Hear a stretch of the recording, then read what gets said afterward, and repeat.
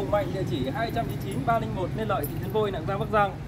Vừa lắp đặt xong bộ đè lỗ từ xa, đè lỗ start top cho chiếc Fortuner. Rất đơn giản, khi chúng ta đang đỗ ngoài trời nắng hoặc chúng ta đỗ ở các cái vị trí trước khi lên xe thì chúng ta chỉ cần sử dụng chiếc chìa khóa như thế này ạ. Và chúng ta chỉ cần giữ nút mở cốp một lúc. Các bác quan sát luôn, gương bắt đầu mở. Và chiếc xe đã đè lỗ rồi đấy ạ. Rất là đơn giản phải không các bác? Ngoài ra thì đối với cả chiếc xe Fortuner này đã được độ từ chìa khóa cắm mở bằng thìa. Và bây giờ đã tất cả là bằng nút bấm và tự động hết. Mời các bác lên xe ạ. Đây ạ.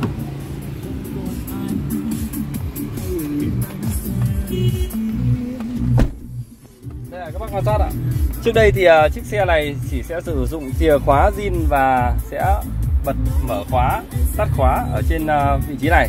Và bây giờ bên em đã độ nút đè lỗ start top kết hợp với bộ đè lỗ từ xa bằng chìa khóa này ạ. Rất là đơn giản. Vừa đơn giản lại vừa hiện đại cho chiếc xe các bác phải không ạ?